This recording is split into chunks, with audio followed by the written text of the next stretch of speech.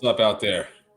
What's up out there to the fam? Welcome. If you're you're tuning in early because we just got this started. This is going to be my first show of the new Live in the Crib series. I'm looking forward to bringing you some of my fun stuff throughout the day. I keep showing you apartments. I keep putting out walkthrough videos and how-tos about how to make the most out of real estate, but no one knows me. I want you to know me, okay? All right, so this is supposed to be fun. So I'm going to put together this little show where we're going to talk about, like little things that happen in my day. Most importantly, we're going to talk about the Knicks, all right, because it's basketball season. This is New York fucking city, and we love the Knicks, and it's going to be a really, really good year. So I definitely want to talk about the Knicks and see what they've got going on, all right? I'm going to talk to you. Of course, I'm going to bring about a little bit of, my day. Got to talk some real estate stuff still. And, a little bit of the stock market thing. I do a little bit of investing over here. We'll talk about some music. We'll talk about some other things going on in the sports world and in and around my life. So I appreciate you joining in and sharing. Okay. This is going to be a fun next couple of minutes. All right. First, I want to get this kicked off. I'm super excited for Wednesday night. Knicks Celtics. Want to see what's going on with the Knicks this year. All right, Knicks predictions. What are we looking like for wins for the Knicks this year, huh? Last year they finished with just 47 and 35. We finished 47 and 35 last year. 113 points per game, 112 points allowed. All right, so not a lot of wiggle room. There's a lot of tight games. It was really exciting. So we want to see, what's going on this year with the Knicks. I strongly feel that we're going to be, at that 48, 49 win mark, pushing 50 wins for sure this year. All right, and we got 3 people, all right, that are going to take us over the top this year. 3 key Knicks that are going to do it. Of course, you got Randall, you got Brunson, all right, and then we got R.J. Barrett. RJ, if you can hear me, my man, R.J. Barrett needs to hit the 3 ball this year. He needs to hit the 3 big time for the Knicks to take the next step, all right? That was really one of the only things, seriously, one of the only things that the Knicks were missing last year. We'll pull this up over there.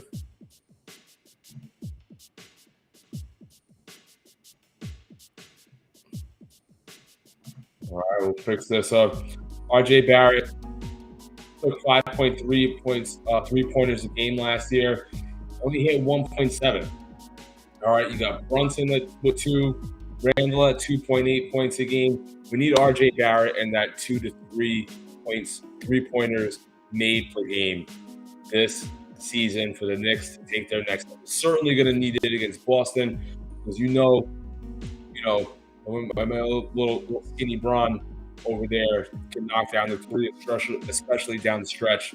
So we're going to see firsthand Wednesday night if R.J. Barrett can take his next step, start knocking down those 3 balls. I think once he does that, he's going to be able to stretch out the court, and then that's going to open things up a little bit for him in the middle. If Brunson can come down, high pick and roll, get it into Randall, kick it out to Barrett, and Barrett can knock down a 3. If he can do that 3 or 4 times a game, he's going to have a good season. All right, and he's going to take his points per game. That was just at about 19 points per game last season. So that's 21, 22, 23. You're going to give the Knicks just that one thing alone. It's going to stretch out the Knicks instead of having a 1-point differential, to take you to a 4 or 5 differential, even if nothing else changes. All right. Then the next thing that we want to see, Julius Randle, my man.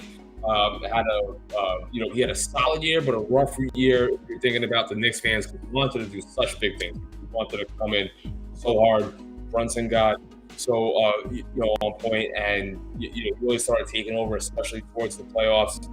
What we saw from Julius Randle towards the end of the year when he let Brunson kind of take the lead on um, that's what we need from Randle. That's what we need from him right now. All right, last year, he finished the year with at 25 points per game for the regular season. Brunson was at 24 points per game for the regular season. But in the playoffs, when the Knicks were playing their best, arguably, that was the best part about last season, why I'm so hyped for this year. The Knicks were playing their best in that Miami series. All right, Brunson and leading right up to it. Obviously, like they lost, but it is what it is. Miami went on to the trip, and things like that happened. As the Knicks went into that season, Brunson actually got up to about 27, 28 points per game in the postseason, and the Knicks were on fire.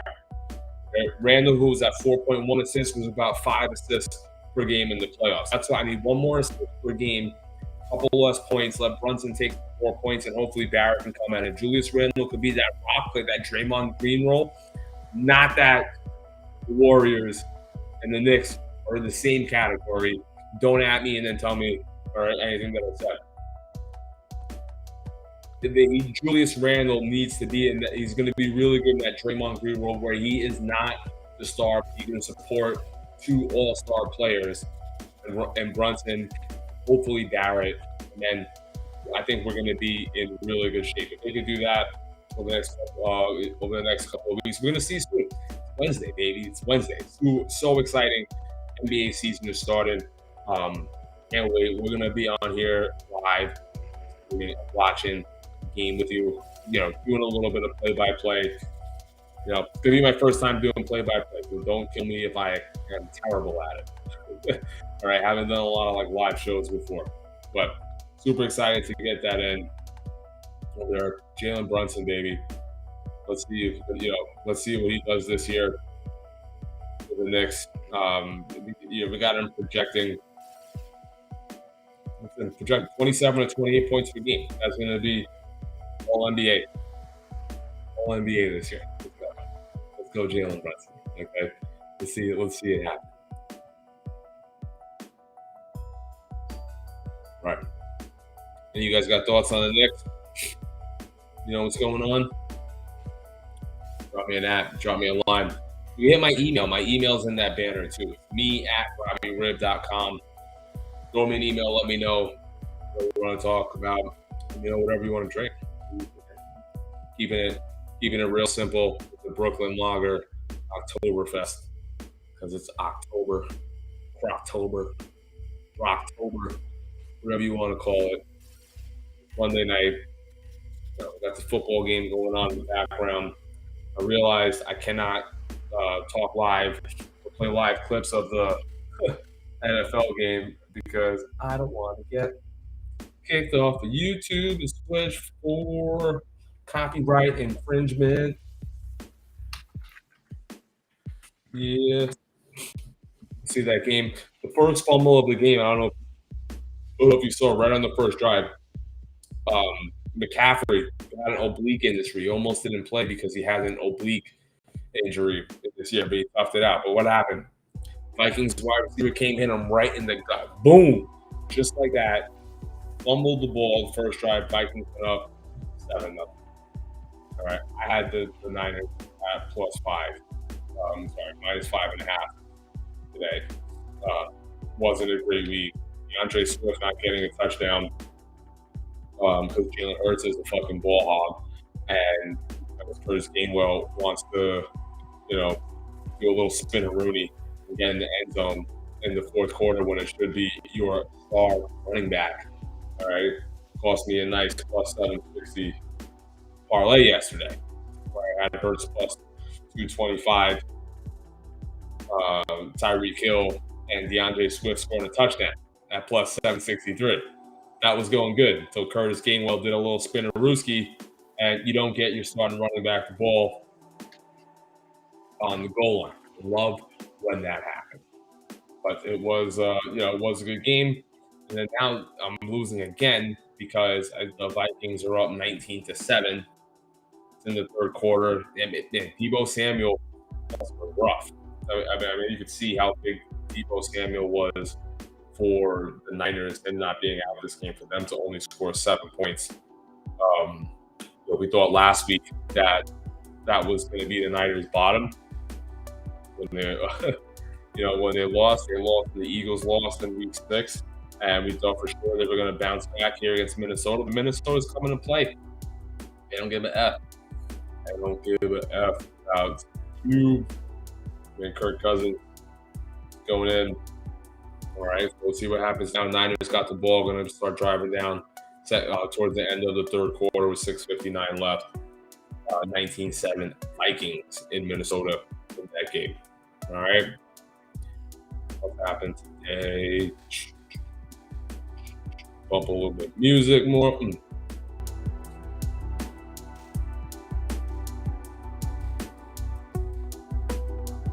I like about the live stream things, you don't need to rush. Sit back, chill. I like we did it. Shout out to the Kannapolis Cornballers. My sister, my brother-in-law took me to a game in Kannapolis. They live down in North Carolina. And I thought this was one of the flyest one of the coolest parks I've been to. You get a chance to go to a Kannapolis Cornballers game, I highly recommend.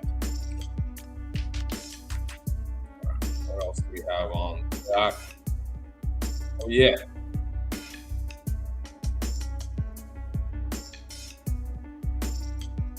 Yeah, we have Bitcoin. Bitcoin's top 35K for a second. I think it finished a little bit under that, but it did wind up topping 35,000. It's been a little bit. It's been stuck under 30,000 for a while this year. I don't believe in Bitcoin. I don't know. I don't think it's going to last. It's going to be around. I don't think it's going anywhere. I think the SEC is not going to be able to get rid of it. It has a solid foundation, and it's clearly in demand. And it was like trillions of dollars if they crushed it. So they have no choice but to keep it around right now.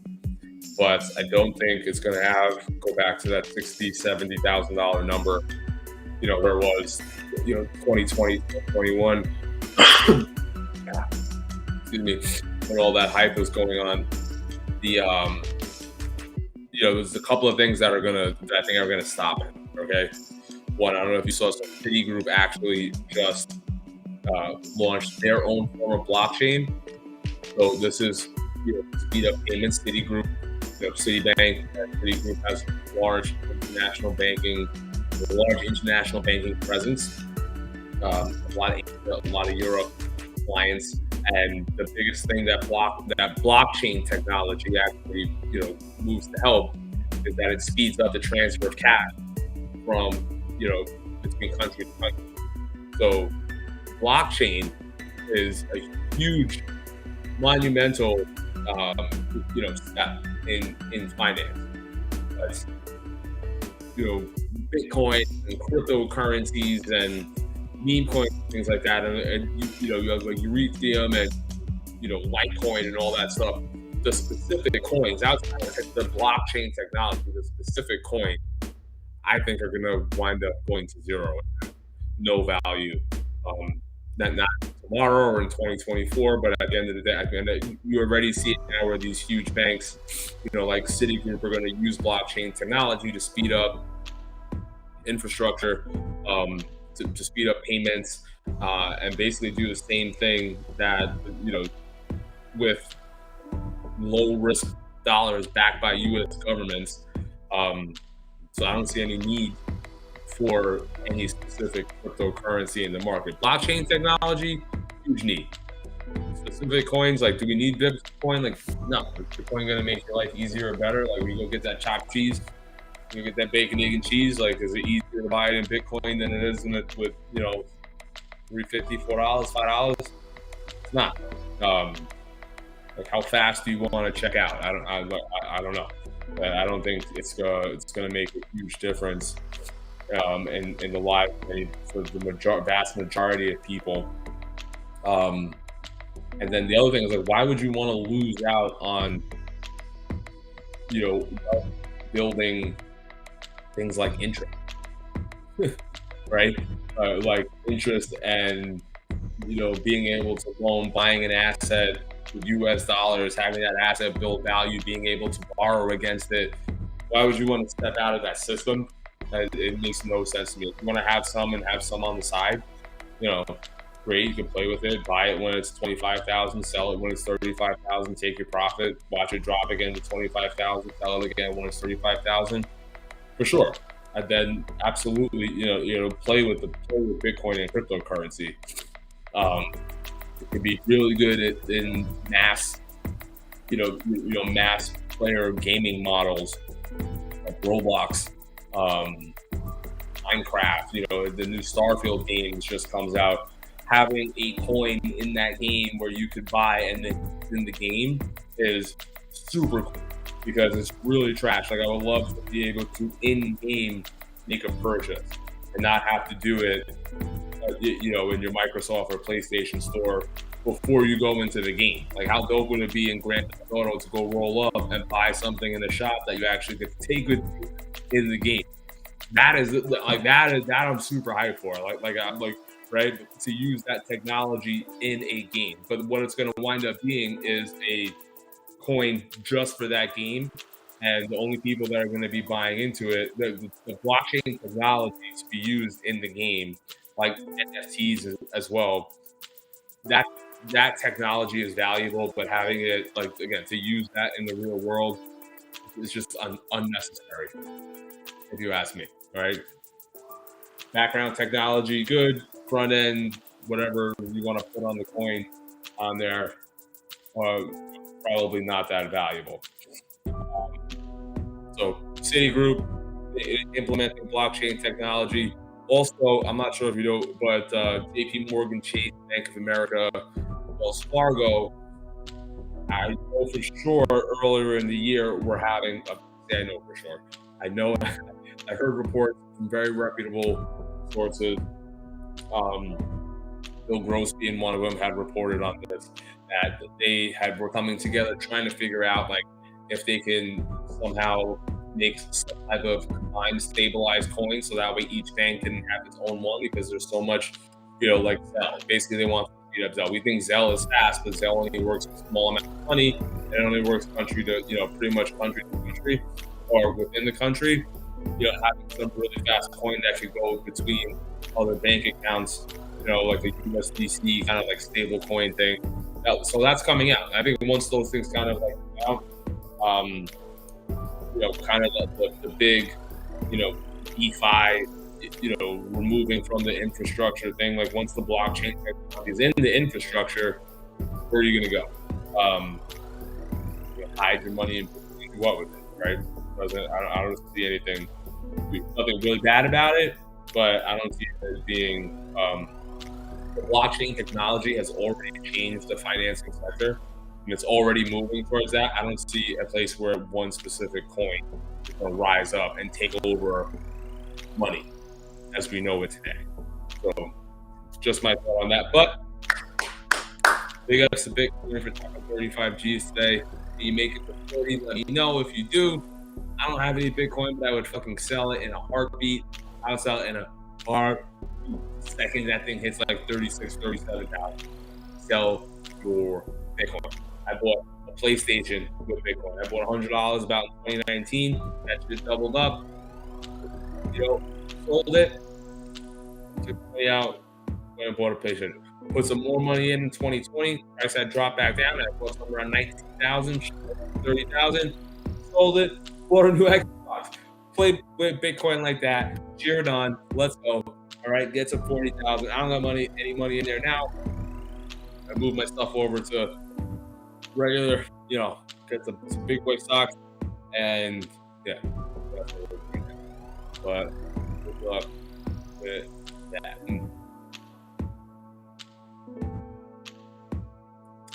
Shout out to the follower. Appreciate you being here. Catch me on Twitch. We're also on YouTube. All right.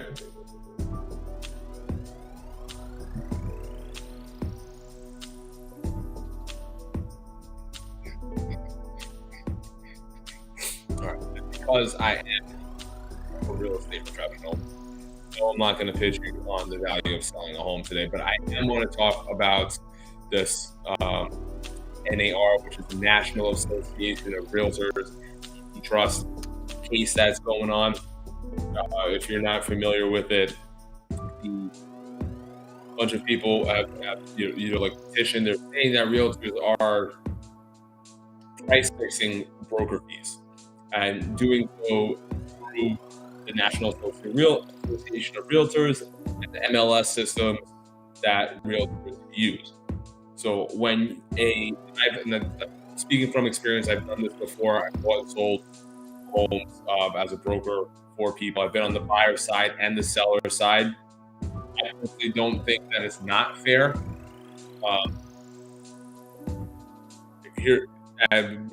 It's not fair what it is now. Like for right now, for real estate agents to pay for it or acquire leads to get in contact with people that want to buy and sell homes is incredibly expensive. You have to invest thousands of dollars in lead funnels, right? And you do so knowing that you're going to get a certain amount of return on those deals, right?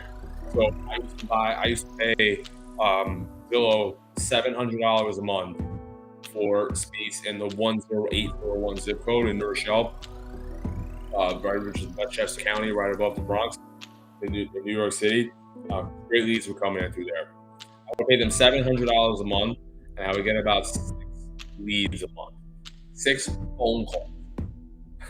6 phone calls would come through my phone. I was paying $100+ a phone call for a lead for somebody who wanted to buy a home. So when I had no network, I didn't know how to do it myself. You want to be a real estate agent? Like you need people that want to buy or sell real estate, right? But everybody has, like, how many cousins and brothers and friends do you have that are ready to buy a house, right? Or are people moving all around you all the time? Like, no, obviously you need strangers. You need them to call you and reach you. You can make money. So, $700 a month. I was paying somewhere. What's that math? It's about $9,000 a year almost, I think. I made about $65,000 off of those leads that had come in. One person, I'm not gonna lie, one person I met, they called me, I scheduled an appointment to go meet with them.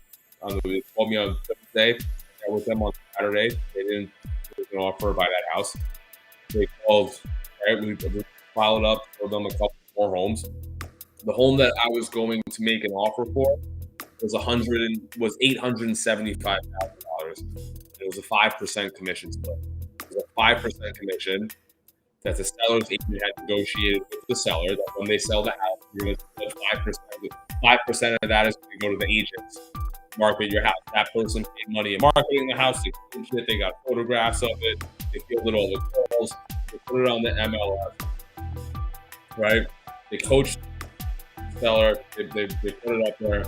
I paid for the lead. I brought the buyer. I made the buyer. Urged the buyer. Put the offer in the house. You have to put the offer on the house. Right? You have to. We wound up actually. They had wanted to offer $875,000. But where this house was in New York, the condition of the house and everything, I knew it was going to go for much more. So I told them, I did the market research, saw what was going on the last 3 months in the market, put in the winning bid at only $5,000 at $950,000 from the asking price of $875,000. Homes in that area were going for about 50 to 20% over asking price. I knew the house was so special. They loved the house. They were about to have it. They needed it. I picked them the right price. I didn't overcharge them because the next bid was $945,000. We just needed it. We got in, closed the house, right? $50,000 commission, 5% of like close to $1 million, and I got almost $25,000 off that. That was one of 9 homes I sold the whole year. It was the most expensive home I sold the whole year, and it was the easiest one. Because several other times I had to meet someone who wanted to go buy a $150,000 co-op, and I had to show them 25 of them. 25 co-ops I had to show them. 25 one-bedroom co-ops. were in contract for the house for 8 months to try to buy this co-op apartment. After my commission split, I walked away with about $3,500. Right? There's a lot more of those $3, $4, $5,000 deals that real estate agents walk away with than the 25, 30, 35, $40,000 deals. So if you think that we'll just take money hand over fist, sorry, a little cold about that. Yeah, we're not the case over here. So, like that's the last thing I'll think about my believe it. I don't think it's a price fixing, and I really hope that they take a hard look at who is making money, how they're making it, and seeing that they should be able to work out. It's a fair deal. Fair deal for sure. I'm gonna go take care of it, but thank you guys for watching. I appreciate you coming out there and supporting the channel. Monday night.